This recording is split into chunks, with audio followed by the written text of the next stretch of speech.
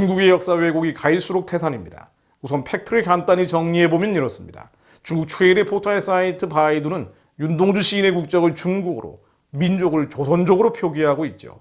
바이두는 얼마 전에 김치를 중국식 절임 채소인 파오차이라고 소개하고 판소리도 중국 것이라는 정보를 올려놨습니다. 윤동주 시인 관련해서는 중국 조선족 애국 시인 윤동주는 기림성 용정시의 교사가정에서 태어났고 항일 구국운동에 적극 참여했다고 되어 있습니다.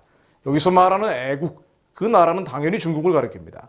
실제로 중국 기림성 용정마을에 가보면 윤동주의 생가가 있는데요. 입구 표석에는 중국 조선족 애국 시인이라고 적혀 있습니다. 역시 기림성 집안시의 광개토대왕비 앞에도 중화민족의 비석이라고 되어 있다고 하죠. 내용인즉 오랫동안 명성을 떨쳐온 중화민족 비석예술의 진품으로 불리는 해동 제1고대 비석 호태왕비라고 되어 있다고 합니다. 인터넷 백과사전인 위키피디아 중문판은 훨씬 더 심하죠.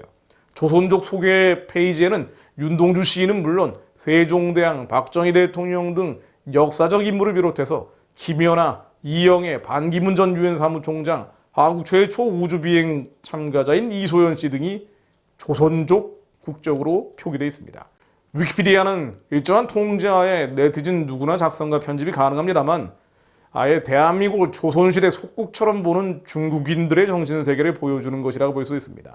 한복과 갓, 아리랑도 중국 문화라고 왜곡하고 있을 정도니까요. 중국 해군과 공군의 우리 하늘, 우리 바다 침범도 일상화돼 버렸죠. 국회 보고에 따르면 중국 해군의 경비함은 동경 123에서 124도 사이 해역에 거의 매일 여러 척이 출몰하고 있다고 하고요.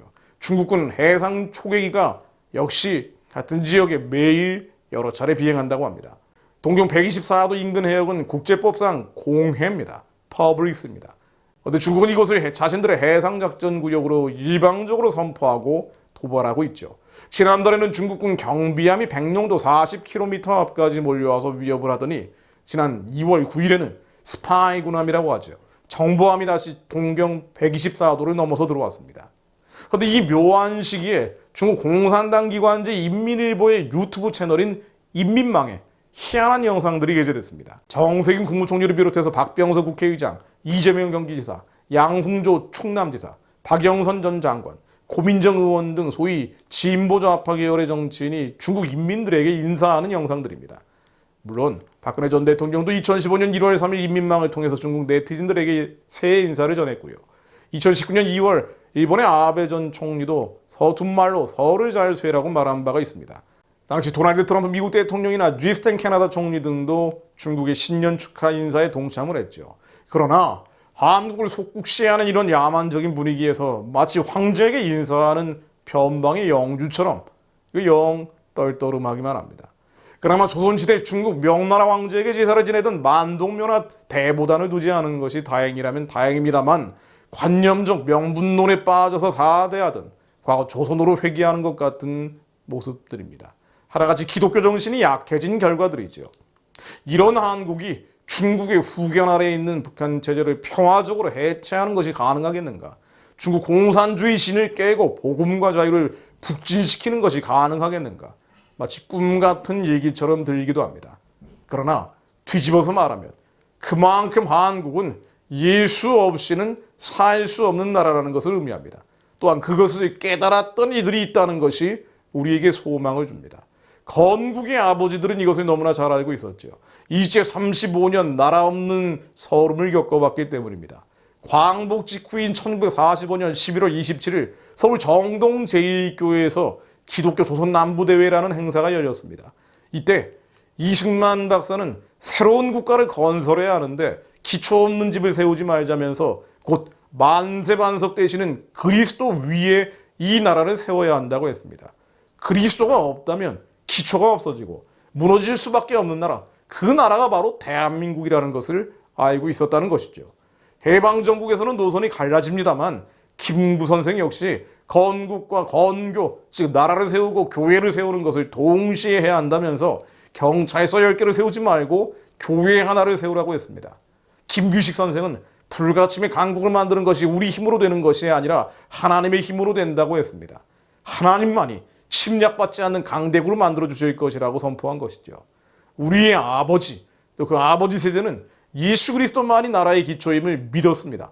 그래서 1948년 5월 31일 대한민국 초대 국회 때 예수 그리스도 이름으로 기도하며 초대 국회가 시작을 한 것이죠.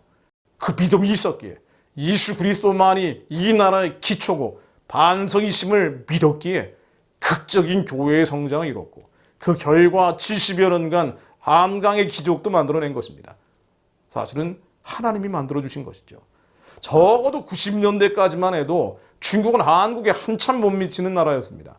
정말 건국의 아버지들이 꿈꿨던 평화를 전하는 강대국의 꿈이 현실이 돼 있었던 것이죠. 초대국회 나라와 민족을 하나님께 드리는 기도문에 나오는 것처럼 말입니다. 그런데 교회가 세상 종교와 섞여버리고 기복 종교로 세속화되면서 힘을 잃기 시작했죠. 그러다 보니 나라도 외세에 휘둘리는 상황으로 가고 있는 것입니다.